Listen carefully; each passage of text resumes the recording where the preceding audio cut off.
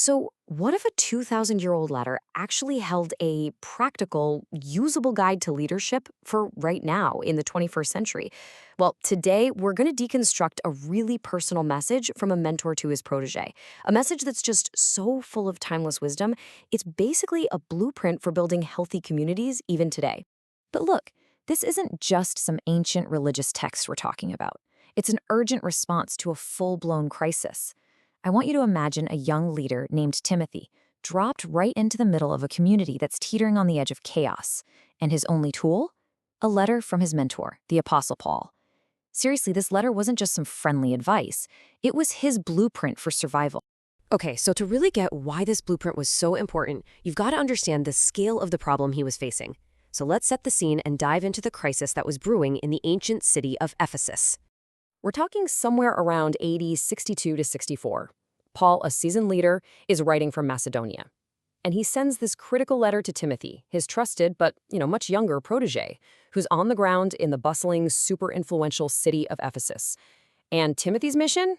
Well, it was simple on paper, but man, it was going to be tough. Restore order to a community that was just rapidly losing its way.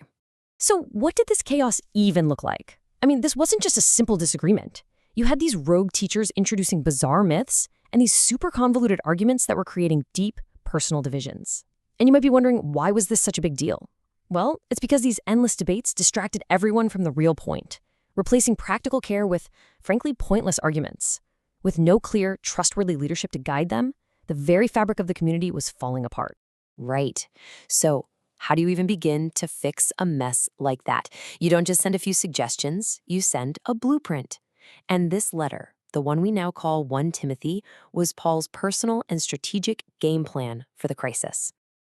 At its core, 1 Timothy is a practical manual. You could almost call it a leadership playbook. It's not about abstract ideas. It's about building something real and lasting. A community founded on clear truth, led by people of actual integrity, and defined by genuine care for one another. So, what's inside this blueprint? Paul's strategy wasn't some long, complicated list of rules. Nope.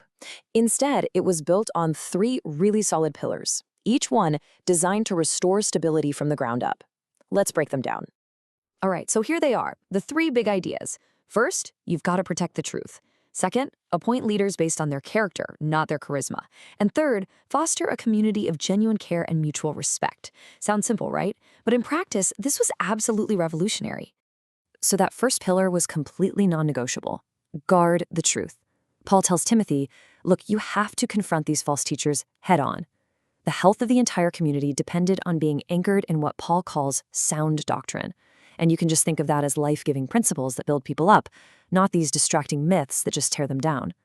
For Paul, truth wasn't just an idea. It was the foundation everything else had to be built on. Now, this is where it gets really radical. For the second pillar, appointing godly leaders, Paul's criteria had almost nothing to do with worldly status or power. It was all about character. Just think about this. In a Roman world that valued dominance and force, Paul says leaders have to be hospitable, self-controlled, and gentle. It's a total flip of the script on leadership. It's not about power over people, but about care for people. In this blueprint, who a leader is matters so much more than what a leader can do. And the third pillar, well, it connects the first 2 to everyday life. Paul is basically arguing that right belief and right leadership have to lead to right living. A healthy community proves its health by what it does, prioritizing prayer, showing mutual respect, and, get this for practicality, caring for its most vulnerable members, like widows who were in genuine need. This is where the ideals really hit the pavement. And this single quote just cuts right to the heart of one of the biggest threats Paul saw: greed. He warns Timothy that some of these false teachers were really just in it for the money. And Paul counters with this incredibly powerful idea. The real profit, the great gain, isn't financial. It's found in a life of godliness, integrity and character, combined with contentment. I mean, talk about a radical redefinition of success, right? That whole redefinition of success, moving away from wealth and towards character, is a perfect bridge to our final section. We've looked at the crisis, we've seen the blueprint, and we've broken down its pillars. But what does a 2,000-year-old letter to a young leader in Ephesus really have to do with us? Turns out, a whole lot. Just think about it for a second. The need for leaders with integrity, that hasn't gone away. The challenge of building organizations on shared, healthy values is as real today as it was then. And in our age of misinformation, being able to tell truth from error is an absolutely critical skill. Paul's focus on character, on truth, and on community care isn't ancient, it's timeless. So, I want to leave you with this question to chew on. In your world, your workplace, your community, maybe even your family, what does trustworthy, character-first leadership really look like in action? Paul's ancient letter gives us the blueprint, but actually building with it, well, that's our task today.